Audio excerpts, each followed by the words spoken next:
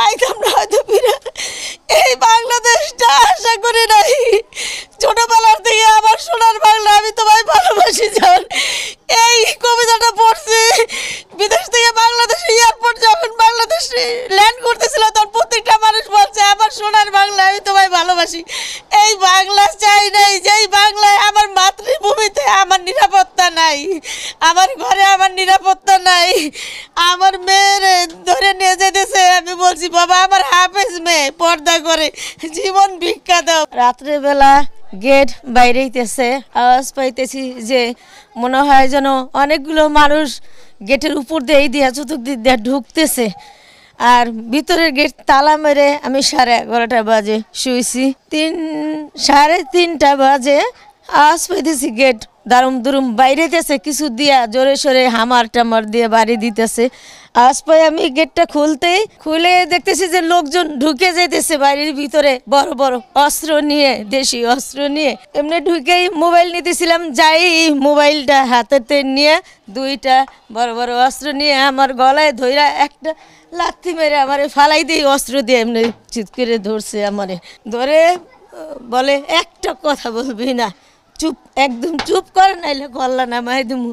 আমি বলছি বাবা আমার জান ভিক্ষা দেন, আমি কি অপরাধ করছি, কি লেগে আমার মারবেন বাবা? আমারে একবার কন, বেশি কথা কস, উঠা বাড়িতে আর কারা কারা থাকে এগুলারে সব উড়ে ই কর। আমি বলছি বাবা কি লেগে? এর ভিতরে 6-7 জন ঘরের মধ্যে ঢুকলো একসাথে, ঢুকে আমার ঘরের মালামাল সব লয়ে যাইতেছে। আমি তাকায় দেখতেছি আমার এই সুকেশ টুকেশ জিনিসপত্র, ফ্রিজ ট্রিজ সব গাড়িতে উঠাই নিয়ে যেতেছে, মানে ধরে রাখছে ঘরে অস্ত্র। এরপরে মাল নিতেছে, এরপরে আমার বলে বাকি ঘরের ভাড়াটিয়া করে উঠা, তুই কি থাকোস? আমি বলছি বাবা আমি ম্যানেজারি করি, বিধবা মানুষ, আমি অসহায়, একজন আমারে থাকতে দিছে, বাড়িয়ালি থাকতে দিছে, আমি থাকি। বলে সব ভাড়াটিয়া উড়া। আমাদের জানের একটু নিরাপত্তা চাই বাংলাদেশ সরকারের কাছে এবং উপরমহল মানুষের কাছে, সাংবাদিকের কাছে। আজকে প্রাণ পাইতাম না হয়তো ফিরে। এই বাংলাদেশটা আশা করি নাই।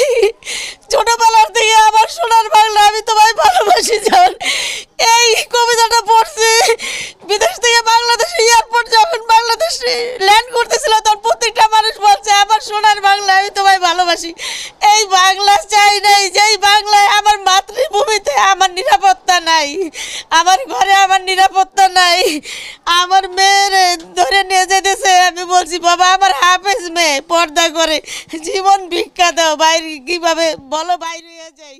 বলে বাইরে বাড়ির থেকে চুপচাপ কোনার রুমে নিচে নিয়ে ওই ভাড়াটিয়ার ফ্রিজ মেশিন জিনিসপত্র এগুলো সব বাইর করে নিয়ে গেছে।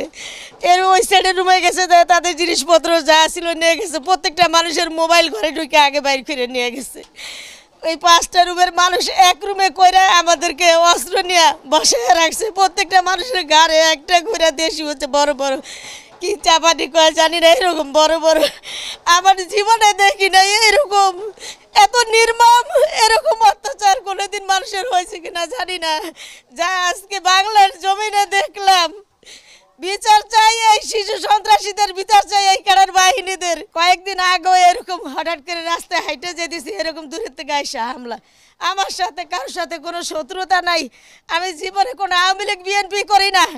বাংলাদেশের নাগরিক হিসাবে যার ইচ্ছা তারে ভোট দেওয়ার অধিকার আছে, সব সরকার বলছে, সব সরকার বলছে। আমরা কোনো আওয়ামী লীগ বিএনপি কিচ্ছু করি না। আমি অসহায় একজন বিধবা মানুষ, এই বাড়িতে আমার আল্লাহর রাস্তে ম্যানেজার হিসাবে, কেয়ারটেকার হিসাবে থাকতে দিচ্ছে। এই বাড়ির বাড়িয়ালি হইল এই আলমিনা বেগম।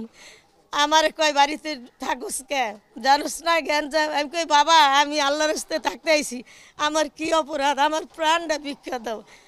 আমরা আমাদের প্রাণ ভিক্ষা চাই, আমাদের এরকম করুণ ঘটনা হয়েছে। আর আমার এত ক্ষতি করছে এই জিন্দগিতে, আমার তো কামাই করে কিনা সম্ভব না।